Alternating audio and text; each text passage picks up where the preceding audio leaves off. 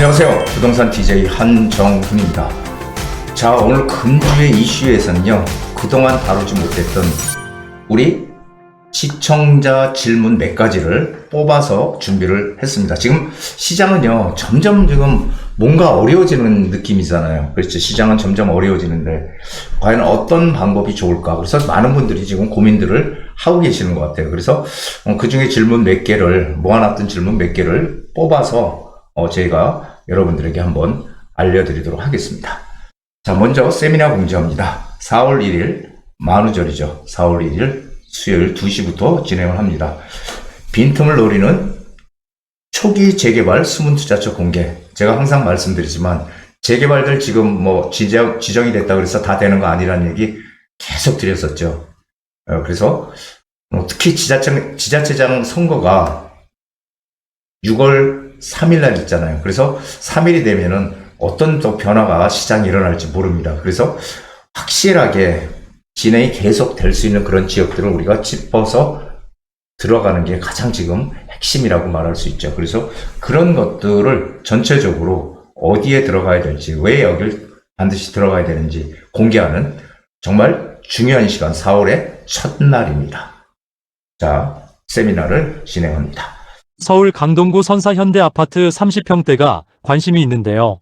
암사역세권에 한강을 끼고 리모델링까지 추진하고 있습니다. 지금 시점에 여기 투자하기 괜찮을까요? 자, 첫 번째 질문인데요. 여러분들 아마 제 방송 오랫동안 보신 분들은 아실 텐데, 강동구에 있는 선사 현대 아파트, 암사역 바로 역세권에 위치해 있는 아파트를 이거를 지금 시점에 구입해야 될지 이런 고민을 적어 주셨습니다. 암사 역세권 지금 아파트, 그러니까 들어갈 수 있는 돈은 여력이 된다는 얘기겠죠. 그래서 30평대라고 지정까지 해주셨으니까요. 자, 그렇다면은 선사 현대 아파트가 제가 예전에도 말씀을 드렸지만은 암사역이 바로 있고요. 암사역이 바로 있고, 암사역 바로 초역세권에 있는 선사 현대 아파트인데 약 3,000 가구 정도 되는 대단지죠. 그래서 예전에부터 제가 가치가 높다라는 얘기를 많이 드렸는데 지금 또 여기에 눈을 돌리고 계신 분이 계시네요. 자, 보면은 바로 또 한강 있잖아요. 한강을 끼고 역세권을 끼고 있는 단지입니다. 지금은 상당히 저평가되어 있는데 여기가 제가 예전에도 말씀드렸지만 재건축을 하기에는 용적률이 높아서 하기가 어렵습니다. 사업성이 안 나와서. 그래서 리모델링으로 지금 추진을 하고 있는 단지인데요. 리모델링이 되면은 지금은 아니지만 앞으로 리모델링이 됐을 때는 대단지 안에 커뮤니티 시설이라든지 최신으로 다 바뀌는 상당히 입지도 좋고 괜찮은 곳입니다. 근데 여러분들 그거 하나 아셔야 돼요. 우리 강남 3구 3구 하잖아요. 강동구가 강남 4구로 들어올 날이 멀지 않았다는 겁니다. 왜 그러냐면요. 강동구는요. 가장 약점이 일자리예요. 일자리와 그다음 교통. 이게 두 가지가 상당히 좀 취약한 곳이 바로 이 강동구입니다. 그런데 그 두 가지가 지금 다 이제 완성이 되려고 하고 있죠. 왜냐하면 9호선이 들어오잖아요. 그렇죠? 9호선이 들어오면 강남까지 바로 갈 수 있죠. 5호선은 갈아타잖아요. 갈아타야 되잖아요. 그래서 우리가 항상 강남 접근성 얘기를 많이 하는데, 그리고 또 일자리는요, 고덕동, 이 위쪽으로 쭉 올라가면은 고덕동 있잖아요. 고덕동에, 거기에 고덕 비지밸리라고 최첨단 업무 단지가 생기잖아요. 일자리가, 양질의 일자리가 크게 생기고, 교통도 새롭게 들어오는. 그래서 일자리가 많이 생기, 교통이 바뀌게 되면은 강동구의 약점은 다 없어지는 겁니다. 그래서 앞으로 강동구의 가치는 엄청나게 커질 거예요. 거기에 이 선사 현대 아파트도 상당히 입지가 좋은, 가치가 큰 곳입니다. 그리고 암사역 주변으로 다 지금 이쪽 주변, 이쪽 다 지금 개발, 모아타운이든 여러 가지 형태로 지금 다 개발을 하고 있다는 겁니다. 신통으로 진행을 하든. 그래서 이 강동구의 가치가 일단은 크고, 그 강동구에서도 리모델링을 추진하고 있는 선사 현대 아파트 역세권이자 한강변 가치 큽니다. 그러니까 여기는 지금 시국이 어떤 시국이냐 이걸 따지지 마시고요. 무조건 여기 투자하십시오. 그러면은 앞으로 시간이 좀 지나서 리모델링 됐을 때 그 가치는 어마어마하게 커질 거로 저는 확신을 하고 있습니다.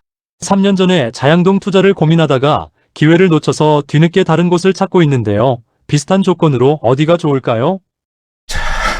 두 번째 질문을 볼까요? 이거 참 재밌는 질문인데, 3년 전에 자양동 투자를 고민하다가 이제 기회를 놓친 거예요. 놓쳤는데, 항상 그렇잖아요. 이게 기회를 놓쳐서, 그때 했었어야 되는데.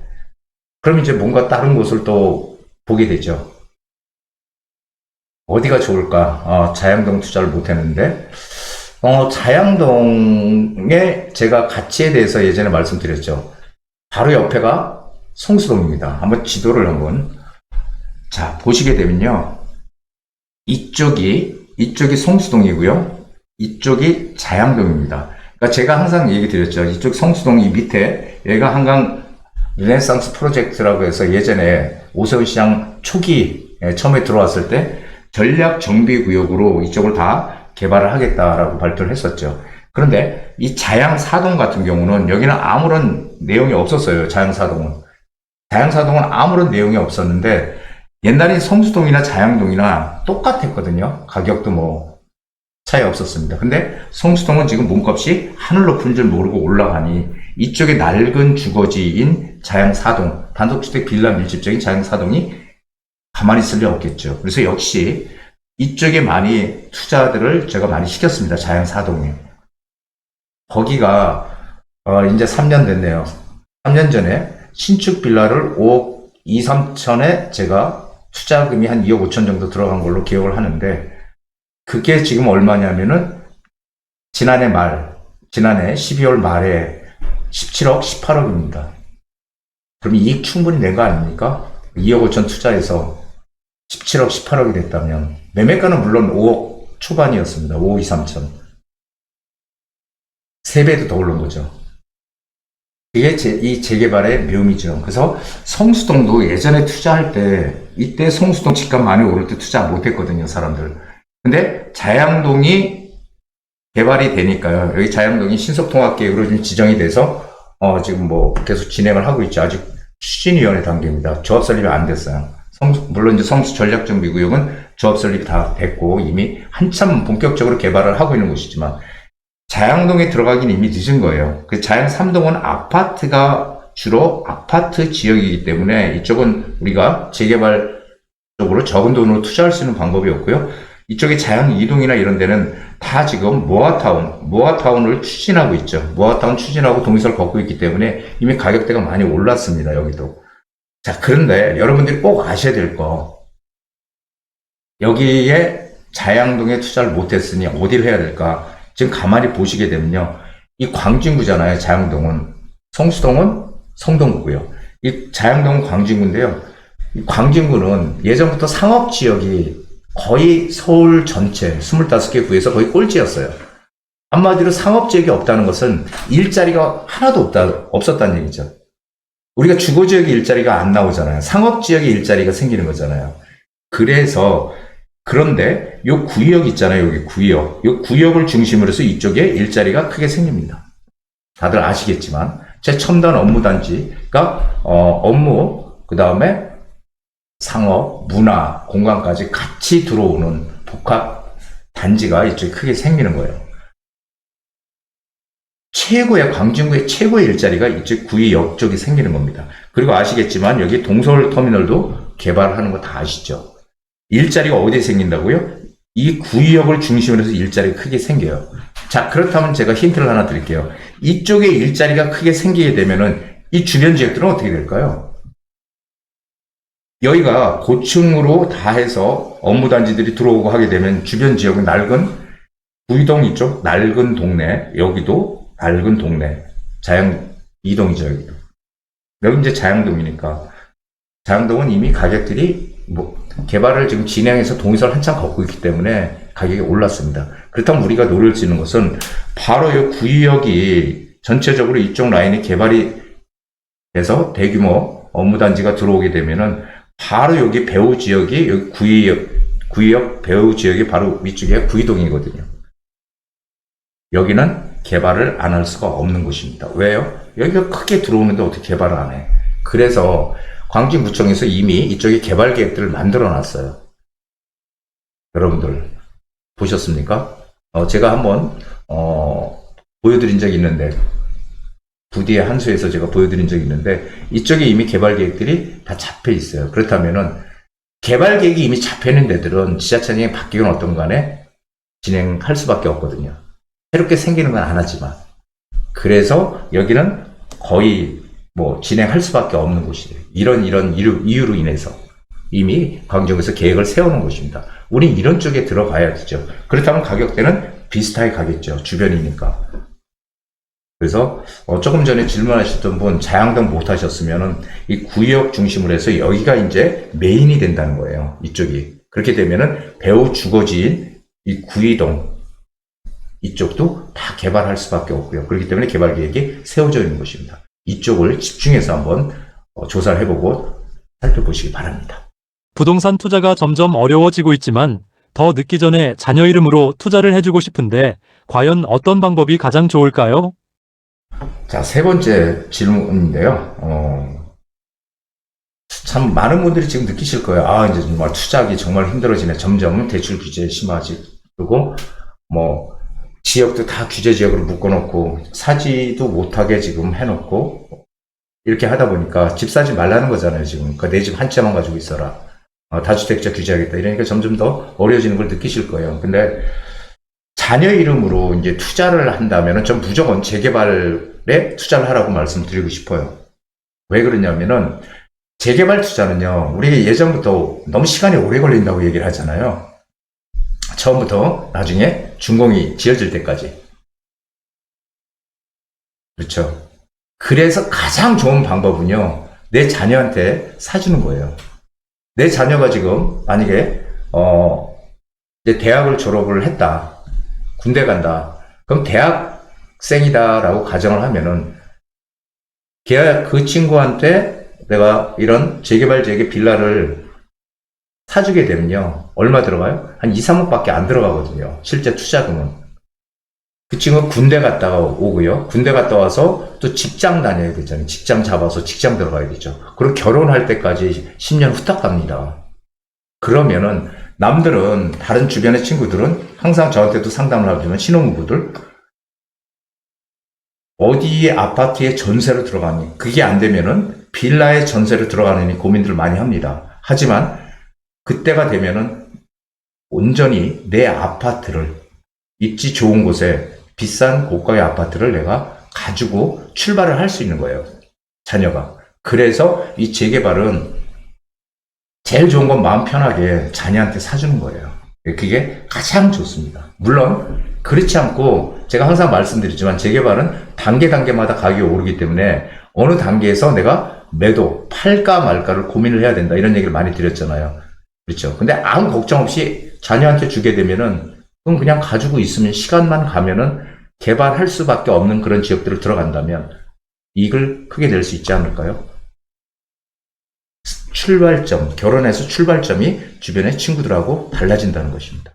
그래서 재개발 투자 2, 3억 딴 데다 써봐야 금세 씁니다. 그거 하지 말고요. 그냥 자녀한테 사주십시오. 그렇게 되면은 아마 나중에 엄청난 출발을 할 때, 사회에서 출발할 때 결혼을 하고 큰 차이가, 주변의 친구들하고 큰 차이를 느끼게 될 겁니다. 그래서 그게 가장 좋은 방법으로 저는 생각이 되네요. 경기도의 자가로 거주하면서 강남으로 출퇴근하고 있는데요. 투자와 실거주로 서울 아파트 갈아타기를 하려는데 대출이 너무 많아서 고민입니다. 어떻게 하면 좋을까요? 이 질문도 요즘 많이 하시는 것 같아요. 경기도에서 이제 거주하는데, 경기도에서 강남 출퇴근하는데 좀 또 복잡하잖아요. 사실은 막히기도 하고, 출근 시간에. 그러니까 투자 플러스 실거주로 서울 아파트, 서울 쪽으로 이렇게 갈아타기를 하려는데, 이제 대출이 이제 많이 안 나오니까, 그렇죠. 1주택, 무주택자한테 최고 6억 나오잖아요. 그렇죠. 그것도 최고입니다. 신용 상태에 따라서 4억도 나올 수 있고, 그래요. 무조건 6억이 나오는 거 아니고. 그런데, 대출을 받아가지고 서울로 갈아타는 건 좋긴 좋은데요. 그거는 재테크의 방법은 아니에요, 사실은. 왜 그러냐면은 내가 살고 있는 집은 가장 우리가 생각해 봐야 될 게 그냥 자산 가치도 중요하지만 일단은 뭐예요? 거주 가치. 내가 살면서, 그렇죠? 그냥 살고 편안하게 살 수 있는 공간. 이게 이제 사실은 내 집 한 채거든요. 그런데 그건 그대로 놔두고요. 경기도에 놔두고 나중에 아파트가 될 수 있는, 그리고 돈이 상대적으로 작게 들어가는 그런 재개발 빌라에 투자하시는 게 훨씬 더 현명하다고 저는 생각이 됩니다. 왜냐하면요, 경기도에서 그걸 매도를 해서 대출을 또 최대로 받아가지고 서울에 들어왔어요. 그럼 내가 거기 살고 있어요. 그러면 1주택이잖아요. 그렇죠? 1주택이면은 그게 아무리 가격이 많이 오르더라도 나는 그냥 주택 한 채에 살고 있는 거예요. 기분은 좋죠. 몇 년 있었더니 5억이 올랐네? 뭐 6억이 올랐네? 기분은 좋을 수 있어요. 하지만 거기에 계속 살다 보면은 그 지역, 그 부근은 다 같이 올랐잖아요. 가격이. 우리 집만 오른 게 아니잖아요. 그 동네는 다 올랐으니까. 그러면은 결국 내가 이익을, 부동산에 어떤 투자에서 이익을 내려면 그걸 매도하고 팔고 거기보다 가격이 떨어지는 지역으로 가야 되잖아요. 근데 가기는 싫어. 여기 너무 살기 좋으니까. 그럼 결국은 그냥 한 채 가지고 사는 거예요. 그건 재테크랑은 아무 관련이 없거든요. 투자하고는 아무 상관이 없거든요. 그 사실은 그래서 제가 이제 말씀드린 건 경기도에 일단 지금 사시니까 거주하시고요. 그 남는 돈이 있다면 재개발에 2, 3억 투자로 무조건 서울로 들어오셔야 된다는 거예요. 그래야 그게 나중에 투자로서의 자산 가치가 커질 수 있는, 엄청나게 커질 수 있는 그런 기회를 우리가 잡을 수 있지, 그냥 1주택으로 갈아타게 하는 거는 아니다라고 저는 생각이 되네요. 그래서 지금 어차피 뭐 경기도에 사시니까 일단 살고요. 나중에 서울에 오시더라도 일단 서울에 그런 재개발 빌라에 반드시 투자를 해 놓으시게 되면은 그게 엄청난 나중에 내 자산 가치가 상당히 높아지는 그런 상황들이 도달할 겁니다. 제가 오랫동안 부동산을 해봤지만은 결국 시간이 지나서 입지가 좋은 것들은 가격이 오른다는 거 다들 아시잖아요. 그러니까 그렇게 방향을 좀 잡아보셨으면 합니다. 자, 오늘 이렇게 그동안에 쭉 왔던 상담 중에서 조금 이건 좀 우리 시청자분들한테 얘기를 좀 해야 되겠다 하는 상담 4개를 골라서 제가 오늘 해드렸습니다. 자, 지금 시장은 어지럽고 지금 여러 가지 뭐 혼란 상태에 있지만 항상 심지를 꼿꼿이 하고요. 그리고 제 방송을 많이 보시면서 방향을 잡아 나가시게 되면은 올해도 절대 잃지 않고 벌 수 있는 그런 투자 가치를 가져갈 수 있는 그런 지역들, 재개발 투자, 그리고 잃지 않는 그런 부동산에 대한 안목을 반드시 여러분들이 가지실 수 있을 거라고 생각합니다. 자, 오늘 여기까지입니다. 한정훈의 부동산 DJ에서는 여러분들의 고민을 기다립니다. 영상을 보시고 투자에 관심 있으신 분은 지금 바로 연락 주시기 바랍니다.